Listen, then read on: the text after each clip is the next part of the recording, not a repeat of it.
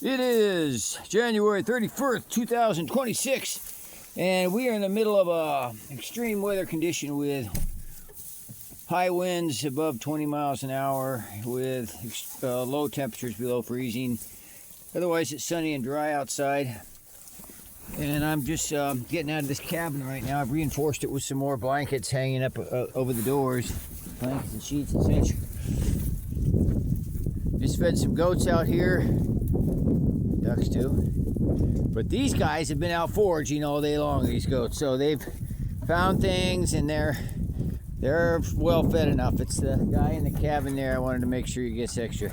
This mama is pregnant, gonna have babies any day, and she's been endangered, cruelly endangered by people who are putting us through absolute hell right now out here with the slaughter of our goats with their dogs and the accomplices and everything in this rampage against. It's a long-term campaign by hunters and meth heads and locals against us, folks.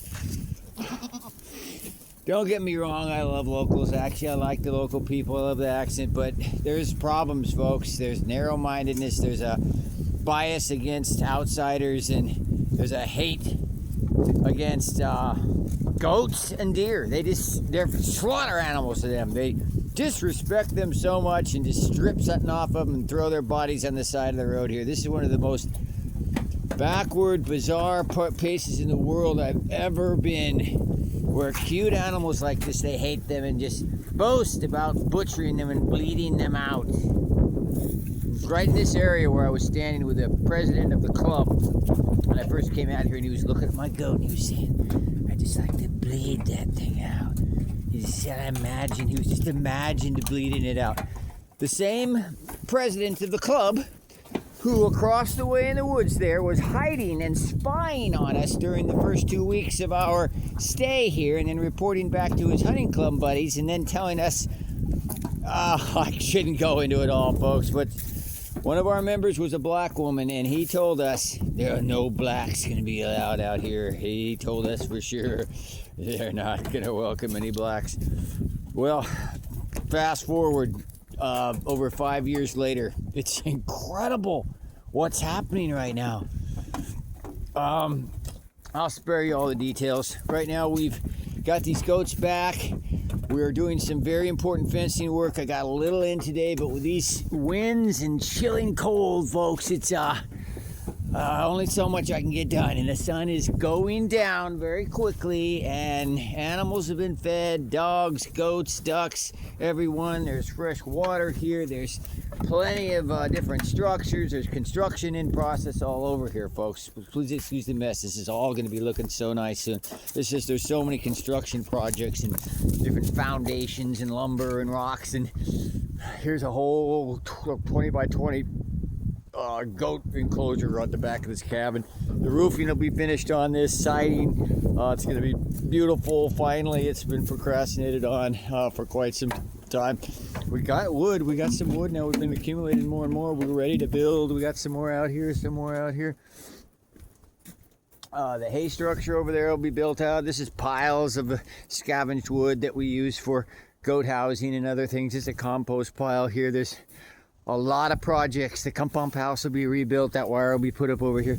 Lots to do. 3 gates on this enclosure here. There's a 2x4 and a hinged gate be going up over there. Got a chain link gate here. Be putting another gate up over at this corner here. Lean-tos set up for the goats right here at the back of the cabin. I've got a truck canopy right here that can be, I'm going to elevate it on top of a block structure, get it up a little higher, and get some other structures inside. It's going to be a nice structure. Lots of work to do, folks. Well, I'm going to get down in the cabin here and just hunker down under the covers because I don't have the insulation like these goats. I can't go out all day long like they have been doing in foraging. They got those furry coats and that cashmere. All right, so we got this 4x10 extension area. Like I say, it's going to get finished out soon, and it'll be nice and tight and insulated. Right now, it's just some framework and some OSB slapped up on it that's been getting wet and starting to rot. So I got work to do on this to finish it out. Can't say I'll do it tomorrow, but soon. Goat got up and started getting into the feed container up here that I put out of the way so she couldn't get into it. I was going to save it for the big guy here. It's a lot of work with goats, folks. Lots of work. She's been out foraging all day. She doesn't need that. Get out. Get out, Steffi. Steffi, get out. This big boy was almost killed by the dogs. Blinded, eyes severely injured. And every day I care for him. I just went a long distance to go retrieve him and bring him back to the point where I had to lift him up a couple times off the ground. And if it weren't for my diligent daily care, he'd be dead, like the other 4 goats that were killed by the dogs in late December. And then, you know, just weeks prior to that, there was other goats killed in incredible onslaught by meth heads and hunters' dogs.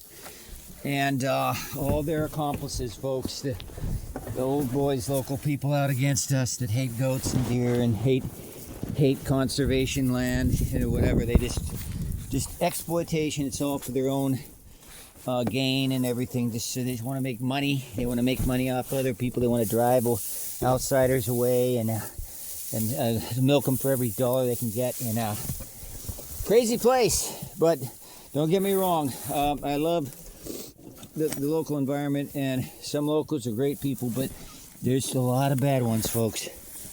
All right, I gotta get settled in here, and I'll report later from Goat Refuge. Right, Steffi? We love you, Steffi, and your little son, Trumpster. Let's take a look at little Trumpster before we shut down the video for the day. Here's little Trumpster, born on election day.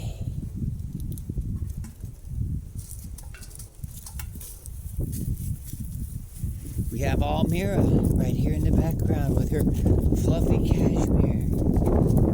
Oh, she's big. Look at her. She's got babies. She's going to have babies any day. That's one of the main reasons I'm hustling on building that area back here. She's getting locked down there very soon, so she's protected.